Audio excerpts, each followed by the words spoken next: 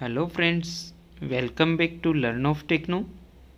आज का हमारा सेशन है ये फीटर फर्स्ट ईयर की एमसीक्यूज से रिलेटेड रहने वाला है। अगर आप कोई भी कंपटीशन लेवल की तैयारी करते हैं तो वीडियो को एंड तक ज़रूर वॉच करना। चैनल को सब्सक्राइब नहीं किया है तो सब्सक्राइब कर लीजिए। पर डे शाम 8 बजे आपको एक नया वीडियो मिलता है जिसमें आपको निश्चित तौर पर नए एमसीक्यूज मिलते हैं। आज का हमारा फर्स्ट क्वेश्चन है, ग्राइंडिंग व्हील विनिर्देशक 41A46H6U8 में 5 क्या दर्शाता है? 5 नहीं आएगा, यहाँ पर 6 या 8 हो सकता है। तो 8 तो होगा नहीं, ये कंपनी का नंबर है, और 41 भी नहीं होगा। A46H6U में मतलब यहाँ पर क्या होगा, 6 होगा। ठीक है, तो यहाँ पर आपको 6 मानना है। What does 6 stand for in grinding wheel specification 41A46H6U8? तो इसमें 6 क्या दर्शाता है? क्या बॉन्ड दर्शाता है, एब्रेसिव दर्शाता है, स्ट्रक्चर यानी कि संरचना दर्शाता है, या फिर ग्रेन का आकार यानी ग्रेन साइज दर्शाता है? इम्पोर्टेंट क्वेश्चन है डियर फ्रेंड्स। कंपटीशन लेवल में बहुत बार आता है, एग्ज़ाम में भी बहुत बार आया हुआ है। ठीक है, मैंने आपको बताया था पीछे भी एक वीडियो में इसके स्पेसिफिकेशन के बारे में पूछा था। तो सबसे पहले होता है कंपनी का नंबर, उसके बाद एब्रेसिव, फिर ग्रेन साइज, फिर ग्रेड, फिर स्ट्रक्चर, और उसके बाद बॉन्ड होता है। उसके बाद में भी कोई नंबर होता है तो वो कंपनी का कोई नंबर होता है। तो इसमें पूछा गया है 6 क्या दर्शाता है, तो इसका क्या राइट आंसर हो जाएगा? इसका जो हमारा राइट आंसर हो जाता है वो होता है स्ट्रक्चर, संरचना। तो सी इसका राइट आंसर हो जाता है। Abrasive, grain size, grade, structure और बॉन्ड, तो संरचना C is the right answer. Next question है, ड्रेसिंग कास्टिंग के लिए ढलाई में किस प्रकार के बॉन्ड्स पहिए का उपयोग किया जाता है? Which type of bonded wheel is used in casting for dressing casting? क्या सिलिकेट बॉन्ड है, सेलक बॉन्ड है, रबर बॉन्ड है, या फिर रेजिनाइट बॉन्ड है? रेजिनाइट बॉन्ड को बेकेलाइट बॉन्ड के नाम से भी जाना जाता है। तो क्या इसका राइट आंसर हो जाएगा? ड्रेसिंग कास्टिंग की बात यहाँ पर की गई है। कास्टिंग यानी कि ढलाई जहाँ पर करते हैं कास्टिंग की, तो उसमें किस प्रकार का बॉन्ड हम यूज़ करते हैं? तो उसमें जो हम बॉन्ड यूज़ करते हैं वो हमारा रेजिनाइट बॉन्ड होता है। तो डी इसका राइट आंसर हो जाता है। नेक्स्ट क्वेश्चन है, सीमेंटेड कार्बाइड को ग्राइंड करने के लिए किस प्रकार के एब्रेसिव का उपयोग किया जाता है?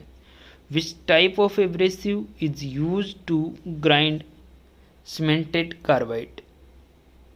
क्या हरा सिलिकॉन कार्बाइड यानी कि green silicon carbide, green aluminium oxide, white aluminium oxide, brown aluminium oxide? Cemented carbide को यहाँ पर ग्राइंड करने की बात की गई है। तो सीमेंटेड कार्बाइड को अगर ग्राइंड करना हो तो वहाँ पर जो हम एब्रेसिव यूज़ करते हैं वो ग्रीन सिलिकॉन कार्बाइड एब्रेसिव का यूज़ किया जाता है। तो ए इसका राइट आंसर है वो हो जाता है। नेक्स्ट क्वेश्चन है, वर्नियर माइक्रोमीटर के एक वर्नियर डिवीजन का मान क्या है? What is the value of one vernier division of a vernier micrometer? Vernier micrometer के वर्नियर डिवीजन की यहाँ पर बात की गई है। तो क्या 0.01 मिलीमीटर है, 0.02 मिलीमीटर है, 0.009 मिलीमीटर है, या फिर 0.002 मिलीमीटर है? किसकी बात यहाँ पर की गई है? एक वर्नियर डिवीजन की बात यहाँ पर की गई है। एक वर्नियर डिवीजन का मान हमसे अगर पूछ लिया जाए तो वो होता है हमारा 0.009 mm। ठीक है, यहाँ पर वर्नियर डिवीजन का मान पूछा गया है, इस क्वेश्चन में बहुत से बच्चे कंफ्यूज हो जाते हैं। इम्पोर्टेंट क्वेश्चन है, ध्यान रखना। अगर पूछे वर्नियर माइक्रोमीटर का लिस्ट काउंट तो वो होता है 0.001 मिलीमीटर, ठीक है। और अगर पूछे वर्नियर डिवीजन का मान तो वो होता है 0.009 मिलीमीटर। तो इसको आपको ध्यान में रखना है, ठीक है। नेक्स्ट क्वेश्चन है, निम्न टेलीस्कोपिक गेज में एक्स के रूप में चिन्हित भाग का नाम क्या है? एक्स रूप से चिन्हित भाग यहाँ दे रखा है। What is the name of the part marked as X in the following telescopic gauge? क्या हैंडल है, फिक्स्ड लेग है, प्लंजर लेग है, या फिर टेलीस्कोपिक लेग है? तो क्या इसका राइट आंसर हो जाएगा? तो इसको हम देख सकते हैं, इसको एक टाइप से हैंडल भी बोला जाता है, ठीक है, या फिर इसको हम प्लंजर लेग भी बोल सकते हैं। तो यहाँ पर क्या दर्शाया हुआ है, प्लंजर लॉक यहाँ पर दर्शाया हुआ है, अंदर की तरफ इसको चिन्हित किया हुआ है, जहाँ से क्या ये प्लंजर को दबा कर रखता है। जैसे हम इसको लूज करते हैं तो प्लंजर आसानी से छूट जाता है, ठीक है। तो ये क्या होगा, plunger lock is the right answer, C इसका राइट आंसर हो जाता है। नेक्स्ट क्वेश्चन है, निम्न चित्र में टूटे हुए स्टड को निकालने की विधि क्या है? What is the method of removing the broken stud show in the following picture? Stud को निकाला जा रहा है, इस प्रोसेस को क्या कहते हैं? क्या इजी आउट कहते हैं, प्रिक पंच मेथड कहते हैं, mark making drill hole drill छिद्र बनाना कहते हैं, या फिर स्क्वायर टेपर पंच का उपयोग करना है, यूजिंग स्क्वायर टेपर पंच? तो ये कौन सा प्रोसेस यहाँ पर किया जा रहा है? तो इजी आउट प्रोसेस यहाँ पर किया जा रहा है, ए इसका राइट आंसर हो जाता है, जैसे कि हमें देखने से ही पता चल रहा है। नेक्स्ट क्वेश्चन है, मशीन टूल्स के लिए ग्रे कास्ट आयरन का व्यापक रूप से उपयोग क्यों किया जाता है? जो मशीन टूल्स वगैरह हम बनाते हैं वहाँ पर ग्रे कास्ट आयरन का ही यूज क्यों करते हैं? Why is grey cast iron widely used for machine tools? क्या इसमें तेजी से ठंडा होने का गुण है, कूलिंग डाउन रैपिडली, कंपन को कम करना है, रिड्यूस वाइब्रेशन, उच्च तन्यता शक्ति, हाई टेंसाइल स्ट्रेंथ, या फिर मशीनिंग के लिए बहुत कठिन है, वेरी डिफ़िकल्ट फॉर मशीनिंग? तो ग्रे कास्ट आयरन के बारे में यहाँ पर बात की गई है। मशीन टूल्स जिसके बनाए जाते हैं तो वो क्यों बनाए जाते हैं? क्योंकि ये क्या है, मशीनिंग के लिए बहुत कठिन है, वेरी डिफ़िकल्ट फॉर मशीनिंग, ठीक है। तो टूल्स है वो क्या है, दूसरी धातु को काटने चाहिए, ना कि दूसरी धातु ही टूल को काट दे। नेक्स्ट क्वेश्चन है, M20 इंटू 1.5 के लिए टेप ड्रिल साइज क्या है? What is the tape drill size for M20 into 1.5? क्या 18.5 है, 20 है, 19 है, या 17 है? तो 20, 19 और 17 तो कभी नहीं हो सकते।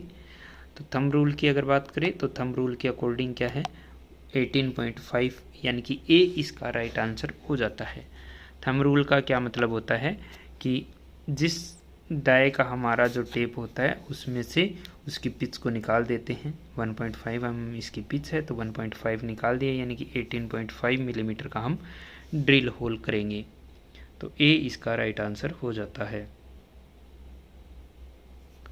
नेक्स्ट क्वेश्चन क्या है, इसमें दिया हुआ है 16 मिलीमीटर रिमर के लिए ड्रिल छिद्र साइज क्या है?